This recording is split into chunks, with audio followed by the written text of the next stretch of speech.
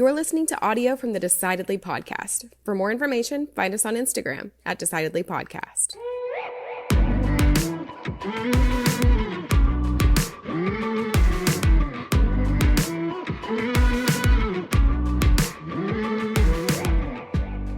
You know, sometimes we've been in parties or meetings or groups where they'll start talking about investments or interest rates or the economies, and people are just sort of talking about that, but not people in our industry, just lay people. Oh yeah, they're just talking about stuff. Yeah. Do you ever get frustrated with those conversations? Yes. Well, I get frustrated at specific people. Types of people in those conversations. And what do you mean? The people who know all the answers. Or think they do? Yeah. They act like they know all the answers. But not making their living from the industry. And they don't. It's like one thing. I mean, yeah, I can learn something from anybody. But when they talk about something that I obviously know about, mm-hmm. and then I can find out within 45 seconds that they're not correct. That they don't know what they're talking about. They don't know what they're talking about. And they continue to talk as if they're the expert. That's annoying. I was at a wedding, like a year or two ago. Right. And this happened. Guy is talking. He's telling me all about strategies and this and that and what he's doing. And then finally, after like 45 minutes, he finally like asked me what I did. And I intentionally never interjected that. I was like, you just let him run. I was just like, oh, cool, man. Cool. Yeah. I've done that before. And then he's like, what do you do? I told him, yeah. I do the stuff you just talked about. Yeah. I do all that stuff. Do you ever feel that way when you're on the other side, when you were the uninformed person at a group? Yes. Yeah. Like health stuff. I feel that way. Health, like the whole COVID deal, everybody talked like they were an expert. There were too many experts. Everyone was a damn expert. Politics. I'm way more informed on politics than I am on COVID. Medical stuff. Oh, everybody's so informed on politics. The hardest job has got to be NFL coach. Everybody know. Why didn't you run it? What a thoughtful recommendation. Run. That's your big idea. Run it. Right. You think there's no nuance to this game at all? I was watching. It's run and pass. I was watching a game the other day with somebody in the room said, I don't know why they don't just get him, tackle him. And I turned to him and I said, well, I guess it's hard to argue with that logic. They really should do that. They should have gotten him. Yes. When he was running with the ball. Yeah. There was a fighter, and I don't remember who this was. He said, yeah, see, the thing is, he's paid to not let me do that.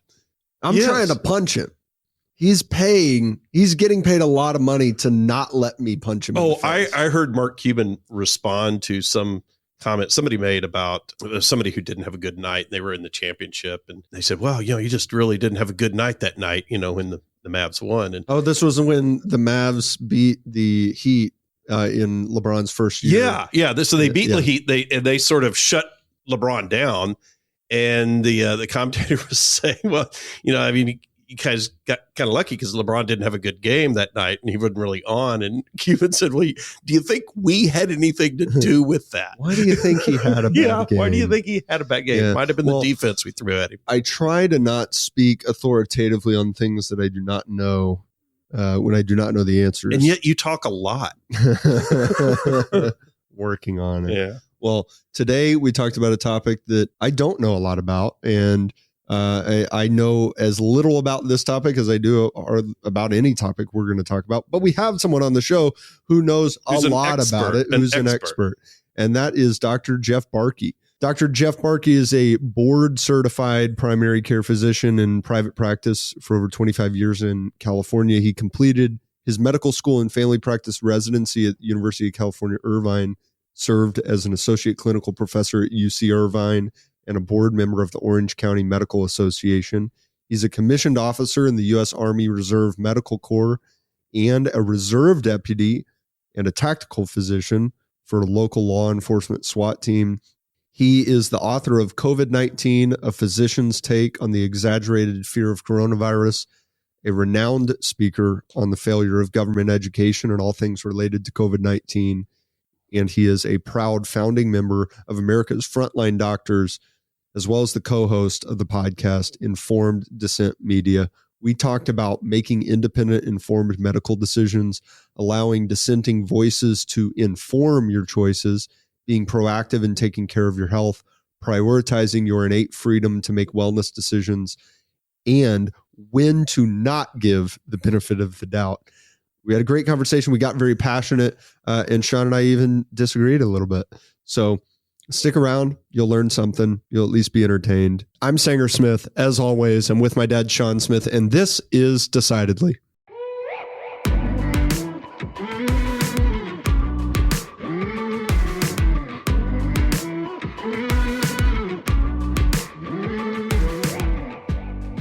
Hey, Jeff, thanks for being here.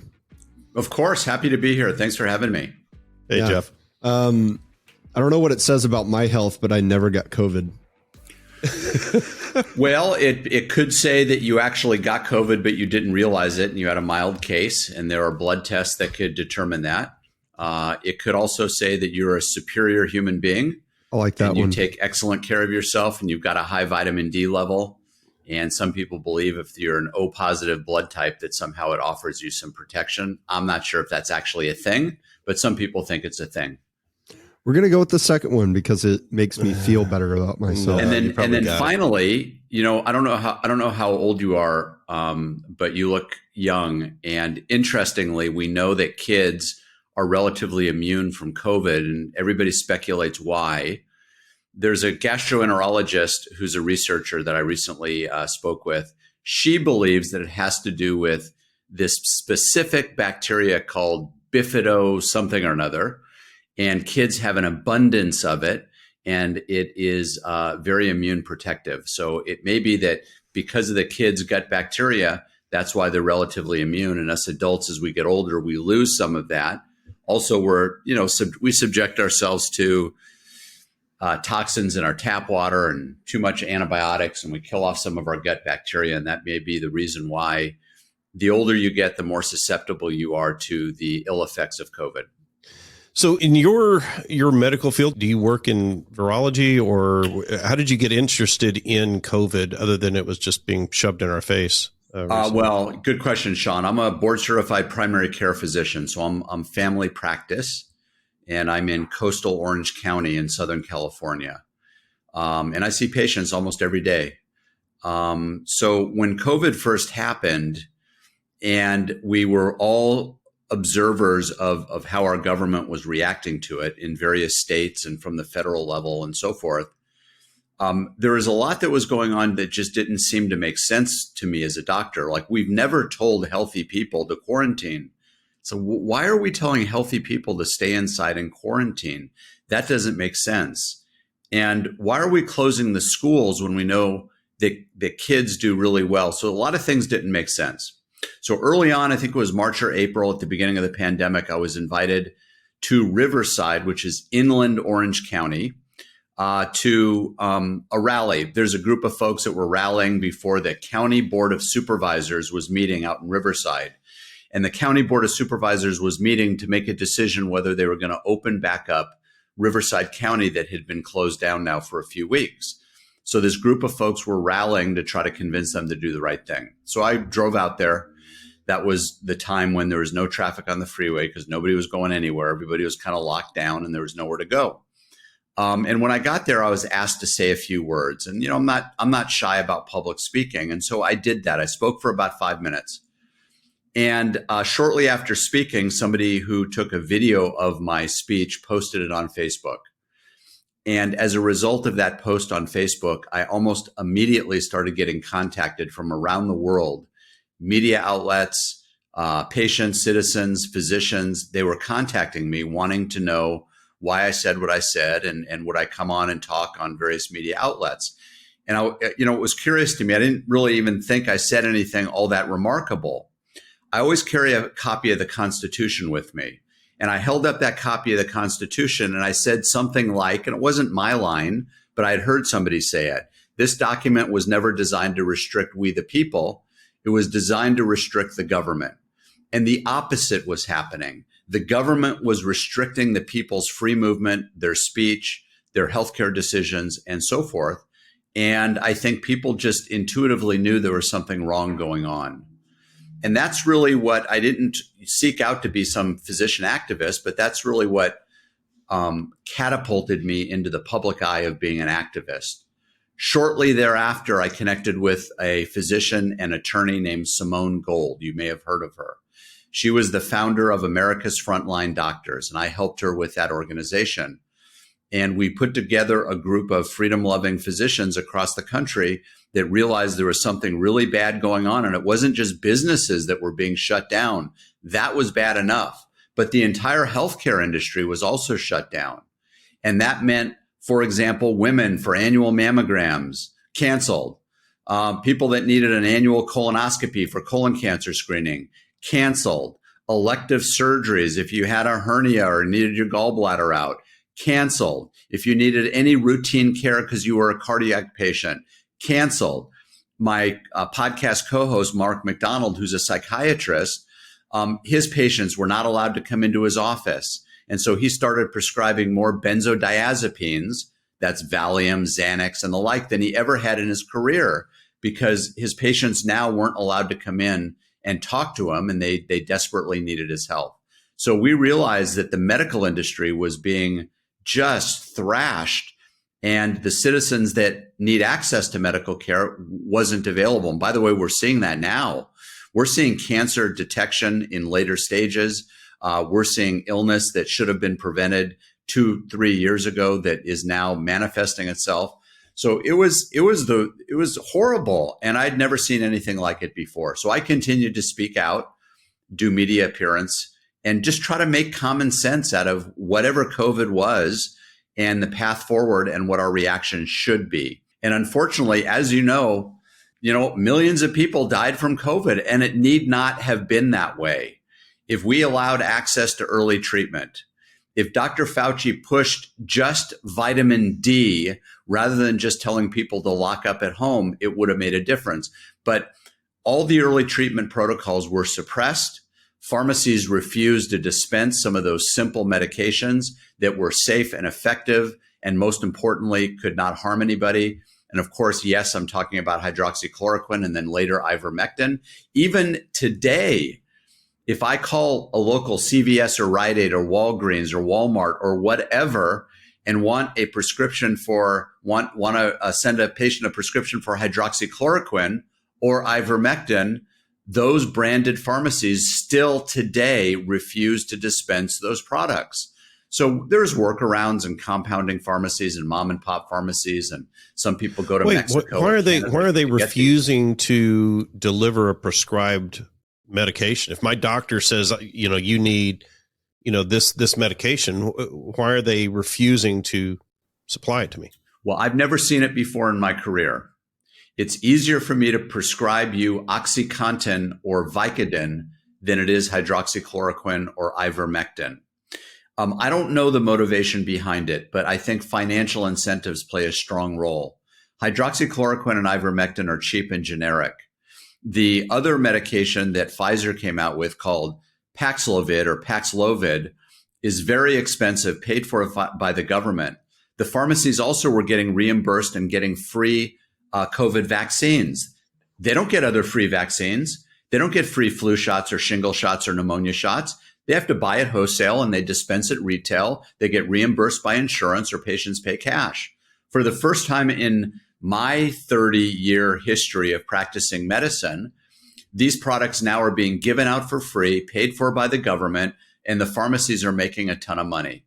The pharmacy boards also are teaching pharmacists things that just aren't so. So, for example, I have a patient who was traveling in Texas and wanted a stash of ivermectin because they were going to be out and about at a big event, and just in case and so forth, they wanted to have treatment. So I called, it was a CVS in Texas, and I talked to the pharmacist, a female pharmacist, and said, listen, before I waste your time, I just want to make sure you're willing to dispense ivermectin for COVID. And she said, yes, we are, but I have to read you something. I'm like, all right. Read me the Declaration of Independence, or maybe the First Amendment of the Bill of Rights? No. She read me some paragraph that said something like, Doctor, are you aware that there is no randomized controlled studies or proven benefit of ivermectin for the treatment of COVID? She reads something like this. And I said, with all due respect, Madam Pharmacist, are you aware that there are hundreds of studies showing benefit of ivermectin and hydroxychloroquine, unfortunately, most of which have not been published?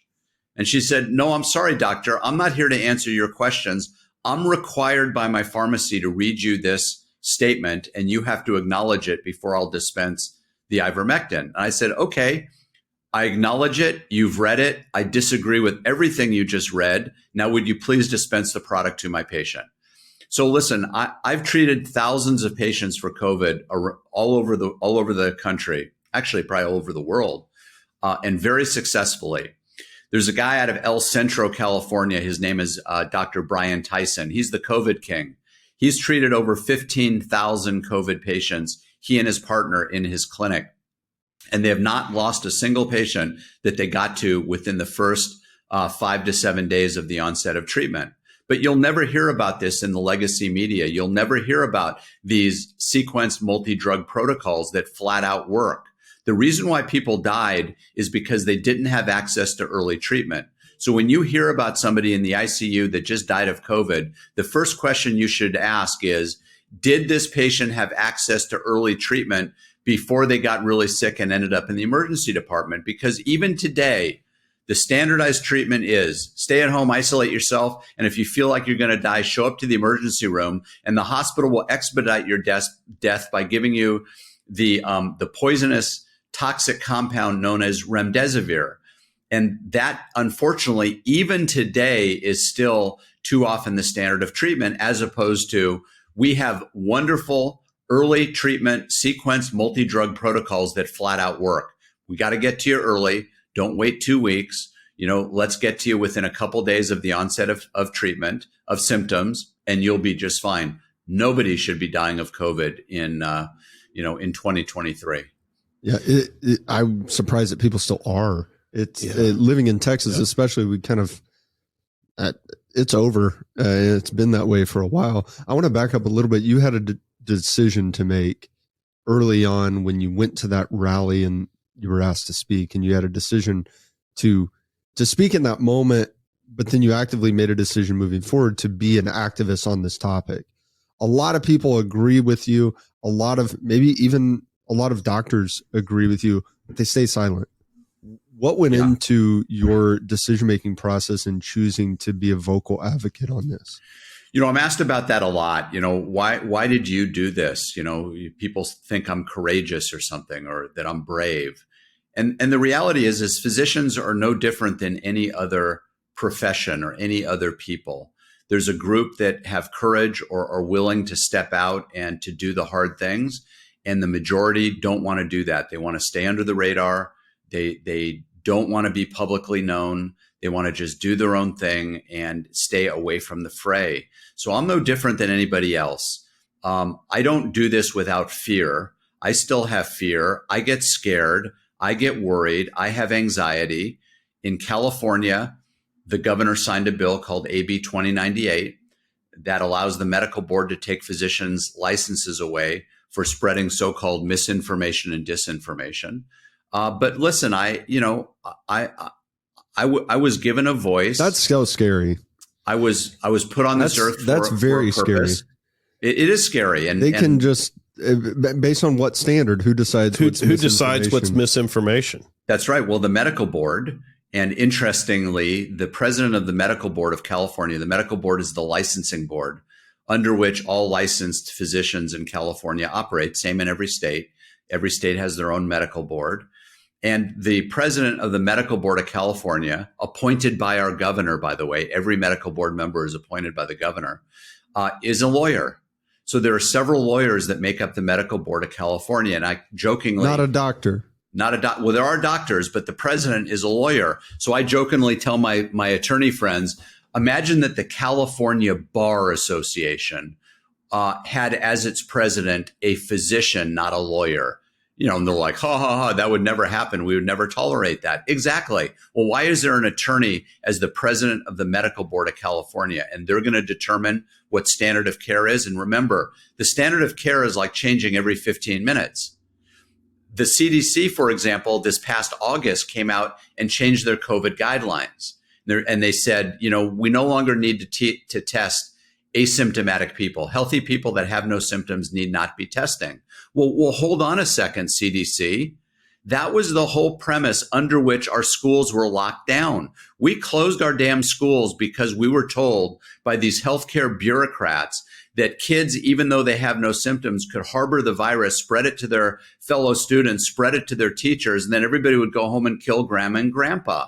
I spoke out and said, that's ridiculous. Yeah. That doesn't happen. We've never had that before with an infectious disease. You don't catch a cold from somebody that doesn't have a cold. So we shut down all our schools for 2 years. And now the CDC comes out and says, just kidding, you don't actually have to test people that don't have symptoms. So the standard is always changing. Science is not about standards. Science is about challenging the consensus and then testing those challenges to see, which way is up. But we're not apparently allowed to do that when it comes to COVID. So what do you think is behind the decision-making process? But, as we look at the onset of COVID, I was willing to believe, hey, this thing that we are not familiar with is now in the air. Everybody sort of sit tight for a couple weeks and we'll let it blow over. I was willing to buy that. At that point, the CDC had not torched their reputation, where I now sort of look with skepticism on anything that they would say. And I think a lot of people were willing to buy that. But at every turn, I agree, Sean. We were all willing to buy that. Couple 3 weeks, let's just sit tight and figure this out. This is really weird. And then we come to discover, oh, wait, Anthony Fauci's organization was funding a group that was involved in gain-of-function research in this communist lab in China. Really? And you mean he knew about the coronavirus research that was going on, and in part, the American taxpayer dollar was funding this? Why didn't he come clean and tell us that?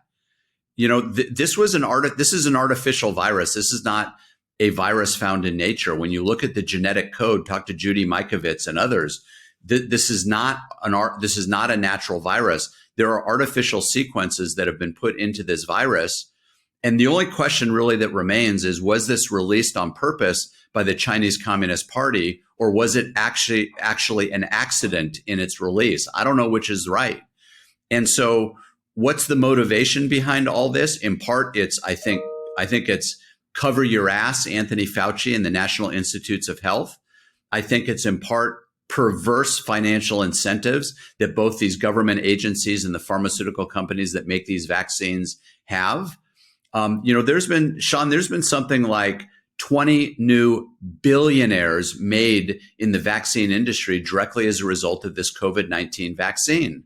We've now learned over and over again, we can't speak about it. Nobody in legacy media can say the quiet thing out loud.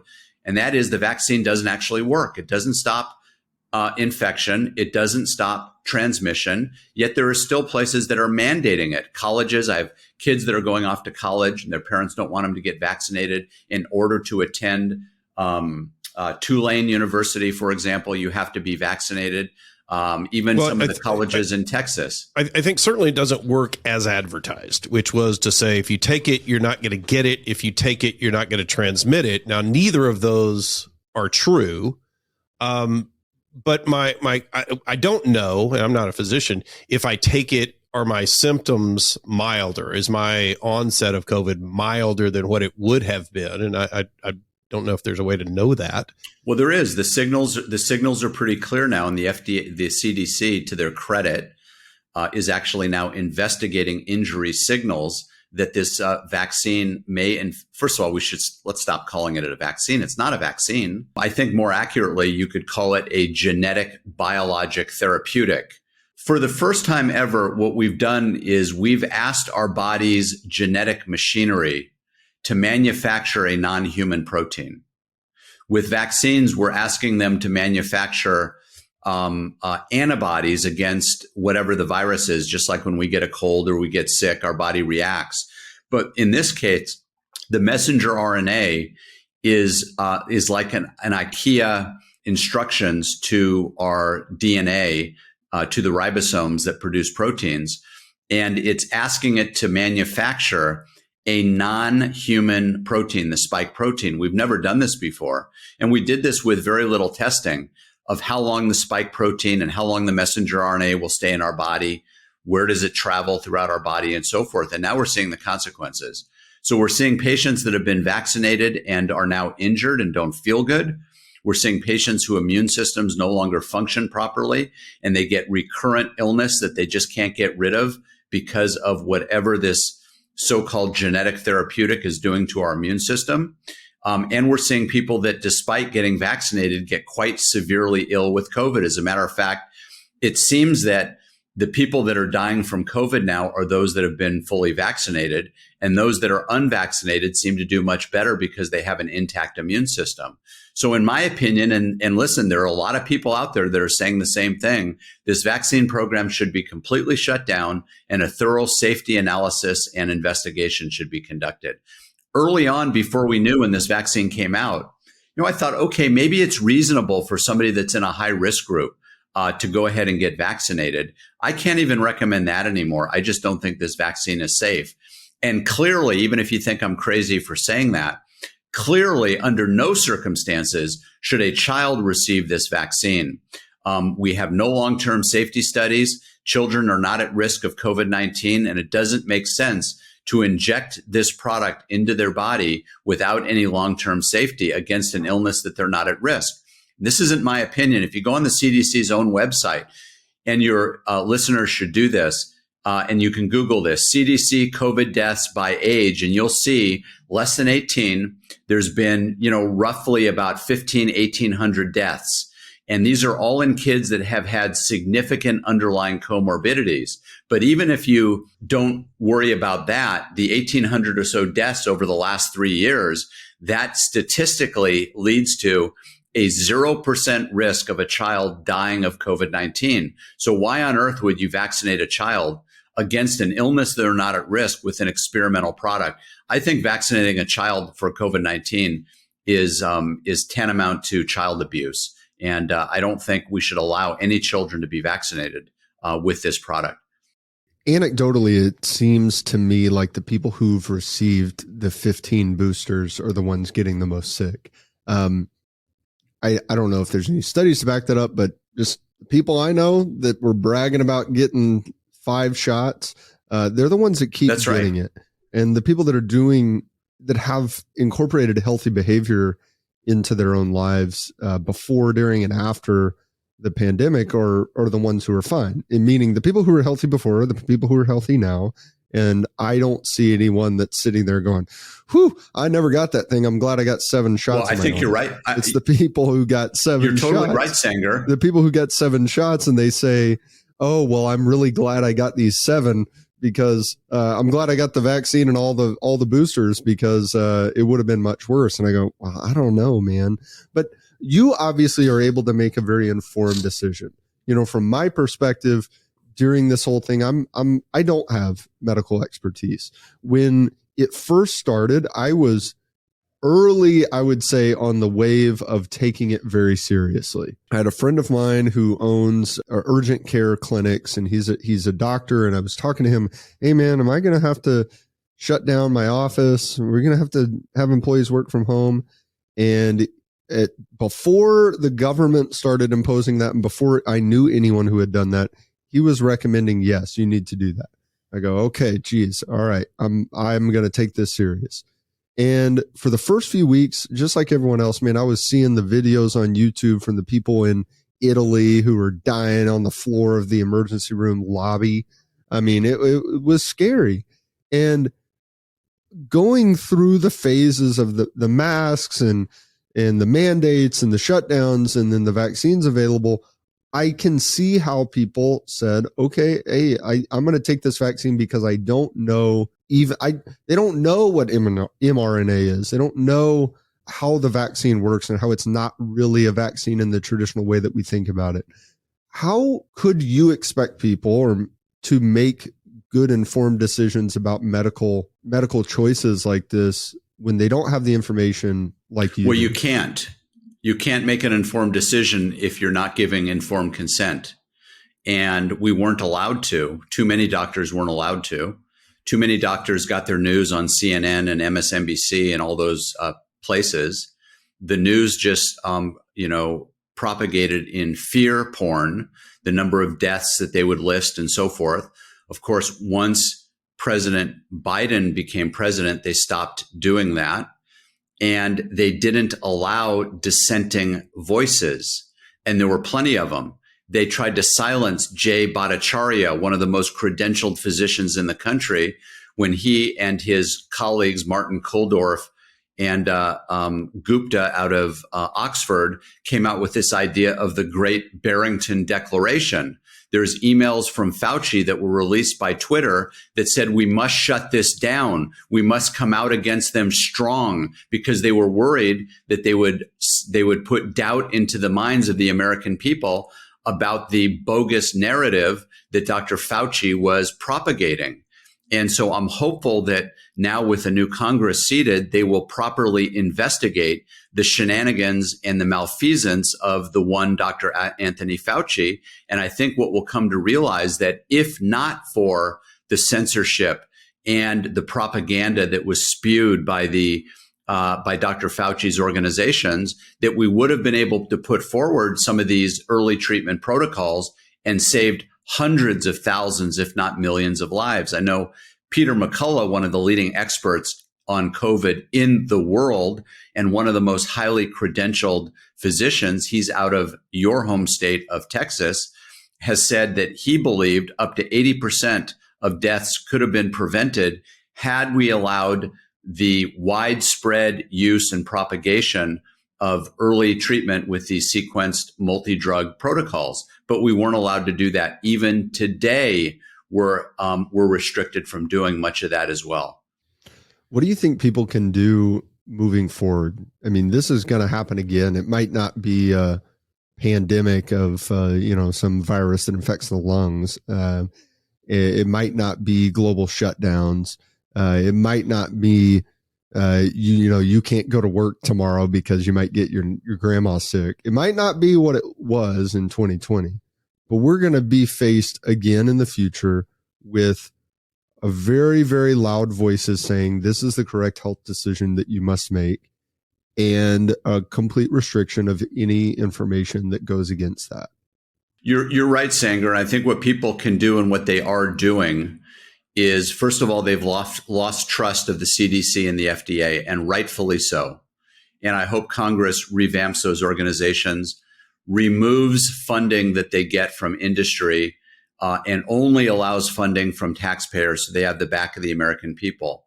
More and more people are looking for alternative sources of healthcare, whether it's freedom-loving physicians like me and others across the country, or even internet media people on Instagram and social media that are putting forward healthy messages.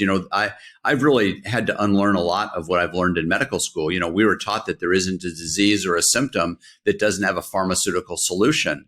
And there's a hunger out there for natural solutions for health, and not just writing prescriptions for everything that ails us.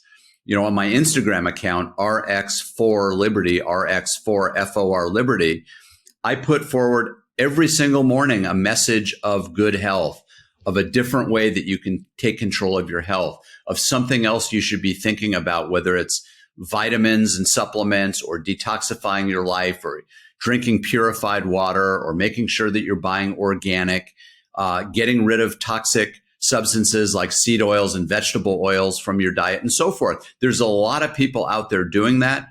There's a hunger like I have never seen before for alternative holistic forms of medicine. And I think that's the path forward for both doctors and patients to transition into something that is more patient, natural centric as opposed to pharma centric. Yeah, I see that a lot now, just on social media. I mean, I can't scroll through. Some of it's self-fulfilling, right? Obviously with the algorithm, sure. But I mean, I wasn't interested in that, and I didn't see the breadth of content about holistic remedies, just healthy living. And what I've noticed changed the most about that area of information is not necessarily that there's more information, although that is the case, but that it's coming from a more diverse group of people, right? 10 years ago, that was some hippie nonsense, right? Okay, you're going to do natural healing, or that's kind of right. That's the far out fringe stuff. Maybe some of it works, but there's a certain type of free spirited person that was drawn to that, and now it's like, football players. It's like It's like the jocks and the nerds and the hippies and the cowboys are all they're everybody kind of is interested in it. I think there's a new awakening of people embracing, alternative medicine. People who delve in that space hate it when I call it alternative medicine, but I think natural medicine might be a better word. Natural medicine may be a better term. Can I take you back to something? When I look at the decisions that were made throughout COVID, 2 weeks to flatten the curve, wear a mask, don't wear a mask, shut this down, everybody needs to get vaxxed. If I give everybody the benefit of the doubt, I come down on the side. I know you don't, but I come down on the side that it was risk assessment, that what politicians are doing different from what my physician is doing is those were not medical based decisions. Those were control based decisions. Those were risk assessment decisions. And to say, all right, if we just make everybody get this, then it's easier to, maybe it's not safe and maybe we lose some folks along the way, but the net effect is we save more folks than we lose. Is that a fair assessment, or do you think there was, I'm not willing to say there was something more sinister involved. Maybe you are, I don't know, but what's your take on that? That would be a perfect scenario for communist China or Venezuela or the Soviet Union or Russia or Cuba. That's what they do there. We're not supposed to do that here. The government is not supposed to tell us what to do. The government is supposed to be limited. We are a self-governing people. We have gone. I agree with you. I'm not saying that was right. I'm saying that might have been their mentality. Yeah, but see, this is where I get frustrated with your point of view, because you're like, oh, but give them the benefit of the no, you're not supposed to. It's like, okay, not everybody's freedom loving. Get out. Half the country isn't. You got to understand that. Get out. No, they're going to get out. I'm saying half the people don't come from that mindset. You can't violate the foundational principle of our country. I agree with that. And then ask me to give you the benefit of the doubt. No, I'm saying that's where they come from. Now, I'm saying that anyone who recommended the vaccine, give them the benefit of the doubt. Anyone who made a decision like I did to say, hey, we're shutting down and asking our employees to work from home, give them the benefit of the doubt if you end up being wrong. But when the government says at point of gun, by the use of force, we are going to force you to do this, like when our government said essentially forced people in order to keep their jobs to get the vaccine. That's not right. And even at the time when they did that, I was at a point, as far as my education on the vaccine, I didn't really have an opinion for or against it. I didn't know.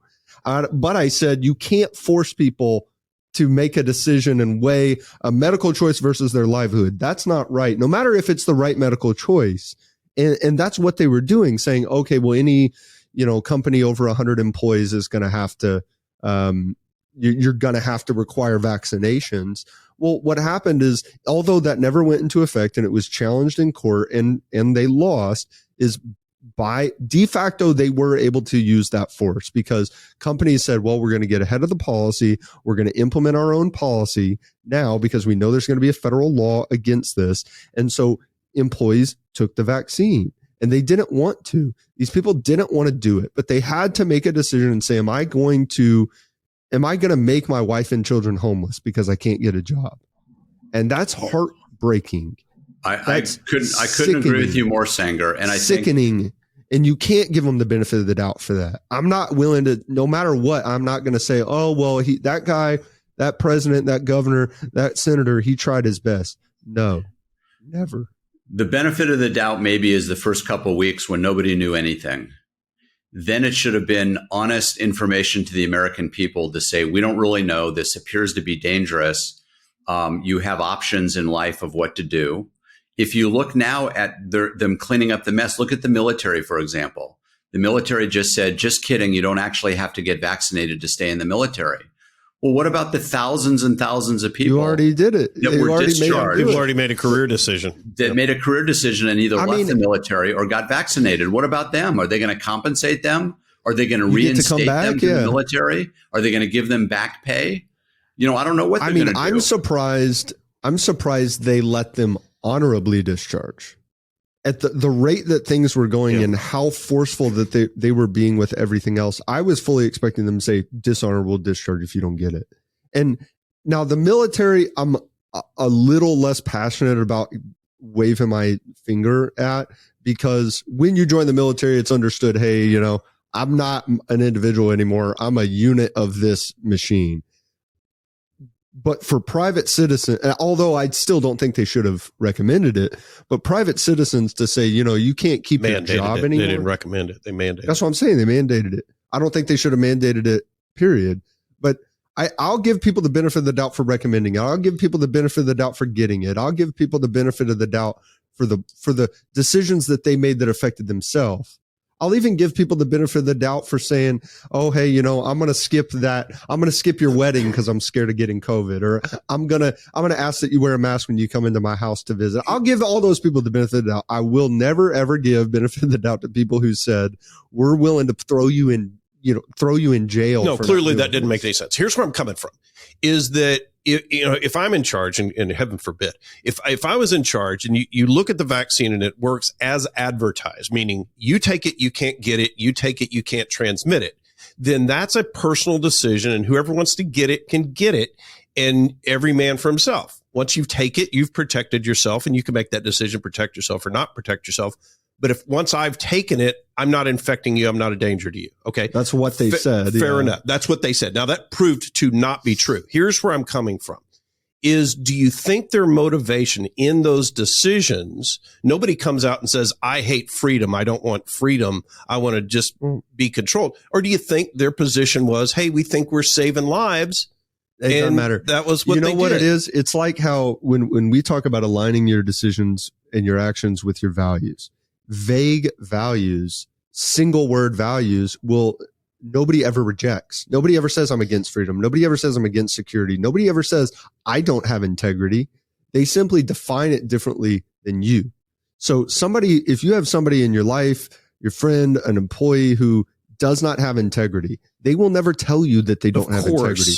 They will never tell you that they don't care about integrity, but they'll go back on their word. But they'll do the wrong thing when nobody's watching, but they'll be slightly dishonest when it serves them, and they'll always justify it. So that's the same thing here, is when we talk about freedom, we're not talking about just some general vague sense of I get to do what I want. It's the government cannot force me. The government cannot get in the way of me doing the things that I ought to do. That's what freedom is. That I agree. And I think freedom is the level of freedom you have is your ability to say no. And there was zero ability to say no during all of this, and even to speak up. So let me ask you this. What's a physician to do in an environment where the government is actually restricting speech around these concepts, and the government says, we believe A, the official position is A. You're just wanting to question that. Hey, is A right? It might be B. And under this regulation that's coming out of California, they're saying the physician can't even say, hey, I think it may not be A, it might be B. Is that right? That's what they're saying. And what a physician is to do is what I did, and myself and Mark McDonald, psychiatrist up in LA, were suing the Medical Board of California and the Attorney General of California, saying that this law is unconstitutional. It violates our First Amendment right to speak our mind, to share our opinion, whether it's right or wrong, with our patient. And that's what they're trying to take away. The expression, the path to hell is paved with good intentions.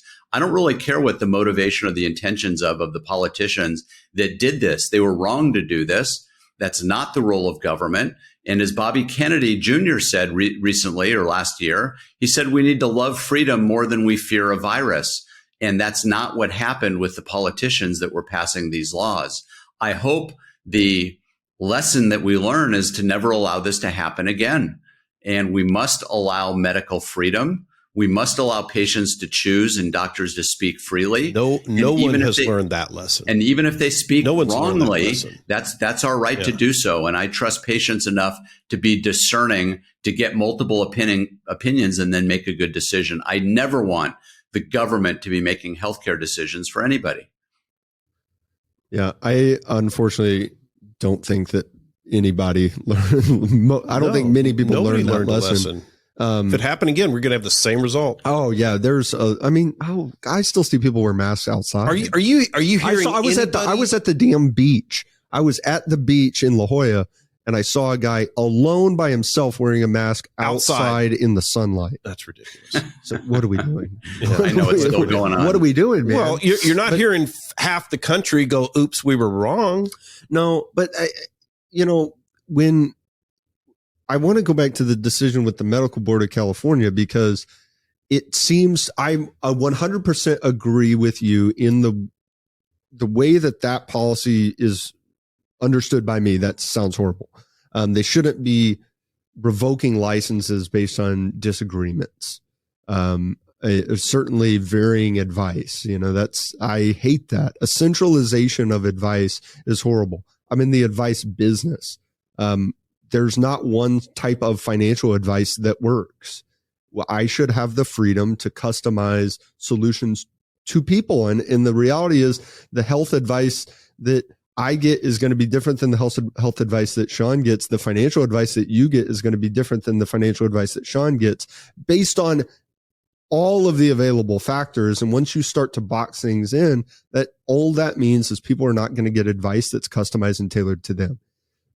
At the same time, how do you straddle the line between blatant falsehoods, right? So there are things that I can't recommend as an advisor, and I shouldn't, and I wouldn't, and I won't, but I can't recommend them.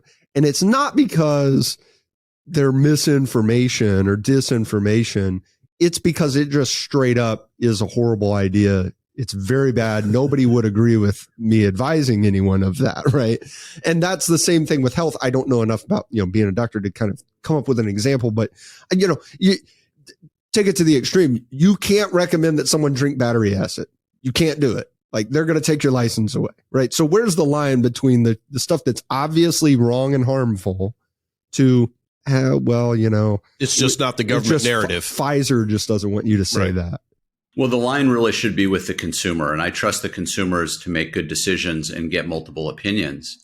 But just like in the financial industry, look at Sam Bankman-Fried and what he did. I bet if you talk to him, he thinks he did nothing wrong and he had good motivations, right? But what he did is rip a bunch of people off and try to grease the politicians. He might have such a corrupt soul that he's unable to see. He stole money, right? So he didn't say take this medicine and it'll take ivermectin and it's going to help cure COVID. And, people say that's not right. He's just straight up stole money. It's like, and Bernie Madoff, he just stole money. He didn't give bad advice.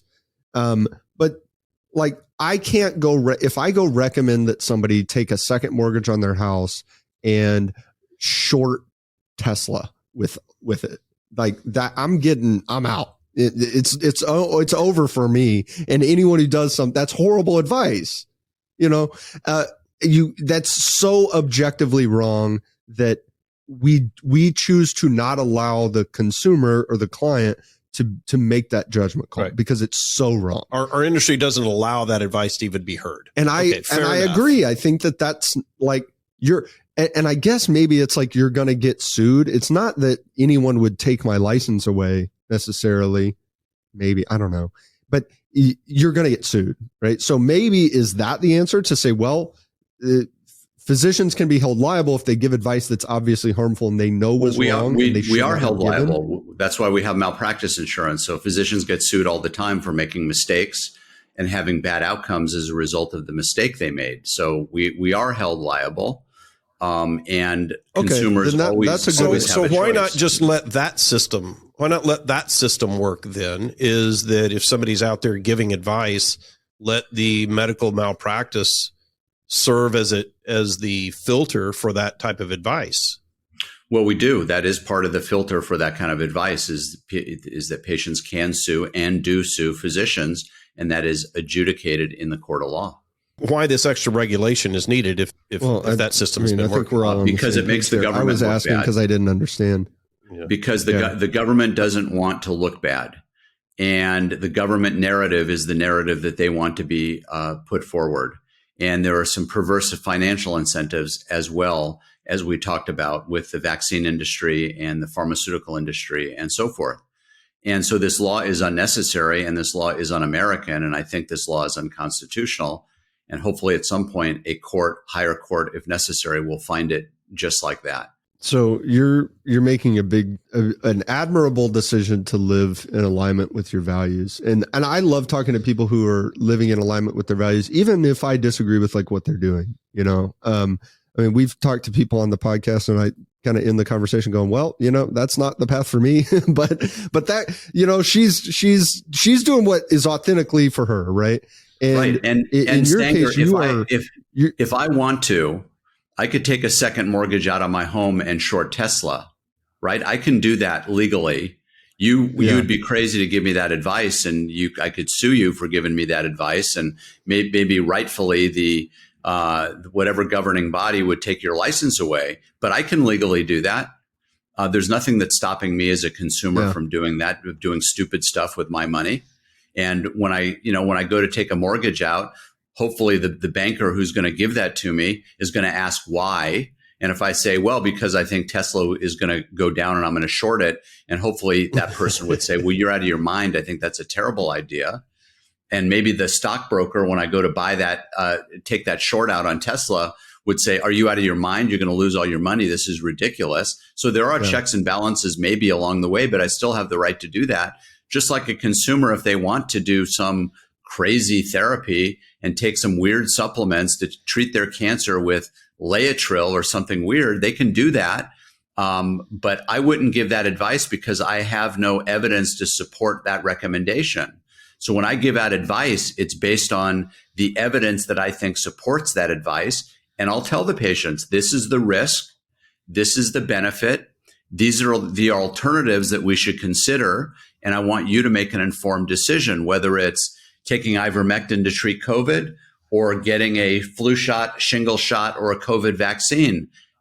Patients should be given informed consent about whatever it is that a physician, pharmacist, or whoever is doing and participating in their healthcare decision.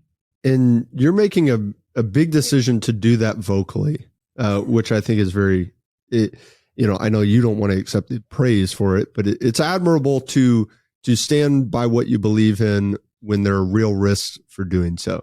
And I thought of myself as someone who would do that, right?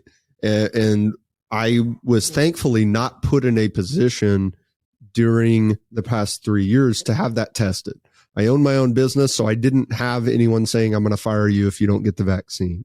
I generally speaking don't go anywhere that was going to test that. I don't really like to travel internationally, so I didn't have to cancel some big, trip of a lifetime because you did. Well, I didn't go this year. Yeah, that's true. I didn't go. Well, yeah. Okay. I stuck by that. Yeah. I said, I'm not showing my vax card. I don't want to do that. We were going to go to Mount Kilimanjaro, had already kind of scheduled it out, and then find out they have that policy. No, I'm not going to participate in that. So I guess in that way, but generally speaking, I didn't have a big, risking my life. You weren't going to be out of a job. Yeah. I wasn't going to be out of a job. I wasn't going to have dire consequences for any decisions I made, whether even, choosing to wear a mask. Like nothing was going to really impact me. You are running the risk of major consequences, and you're still continuing to make the decision. What is your thought process like? I look through the lens of what's best for patients, not what's best for me. And I want my patients to have informed consent and understand what right and wrong is as far as medical treatment. So although I put myself at risk, I think there's a bigger picture, and that's patient health. Listen, I'm I'm going to share this earth for only a short amount of time. And ultimately, I want to know that I did what was best for my patients, and I lived with integrity, and I lived authentic. And if the government wants to come after me, I think there's plenty of people that will support me. And I think my perspective is correct. And I welcome an opportunity to air that publicly for others to see. I appreciate, and I'm thankful that you're pursuing truth publicly. We need more of that. You know that if you move to Texas, it's a lot easier to do that. Yeah, how are you still? Listen, my brother and father both live in the greater Dallas-Fort Worth area. So, and I do have a medical license now to practice in Texas as a backup just in case. So you never know. Thank you, Jeff. I appreciate you sharing your insights with us. Where can people find your work and make better health choices? Yeah, I'm most active on Instagram, and my Instagram account is at RX for Liberty. RX, and 4 is spelled like FOR, so RX like prescription, RX for Liberty. I post every day a holistic, natural health message, and there's links on there to my website and so forth. So that's probably the best way to find me. My website is the same name, www.rxforliberty.com, and that's where I'm most active. I also have a podcast called Informed Dissent. It's on all the podcast networks like you guys with Dr. Mark McDonald. And we record, every other week or so with interesting guests. And it's almost all healthcare and health freedom related. So that's kind of what I do. And I have a private practice in coastal Orange County where I see patients on most days, and just trying to keep up the battle for the health liberty movement across this country. And the book too. Easy read, very valuable. That's right. COVID-19 available on Amazon and on my website. Yeah, listen, I really appreciate you guys having me on and allowing me a forum to talk about what we've done over this past pandemic, and hopefully moving forward, things will get better, not worse. Well, Dr. Barke, thank you so much for being with us. We appreciate it. Yep, you're welcome. Glad to be with you. My takeaway from our discussion with Dr. Barke was similar to what I felt like after we talked with Emily Oster, where she's very fact-based, and I think that's where he's coming from as well. And his facts were different than the government narratives, but it got me thinking that in decision-making, particularly when it's a health decision and big decisions like this, to make sure that I've got facts that are complete, that I'm not just getting facts from one area, but I'm getting facts from different sources. My takeaway is you have to get specific with your values, whether it's freedom, integrity, security. It will be misinterpreted by others. That means a vague term can also be misinterpreted by you at a later date based on your emotion, based on what's going on in your life, based on your environment, based on the specific issue at which your values may apply. So the more specific you can be with the values you aim toward, the less likely you'll have conflict around how you're living up to those values. It goes for a person, an individual, a family, a business, or even a country.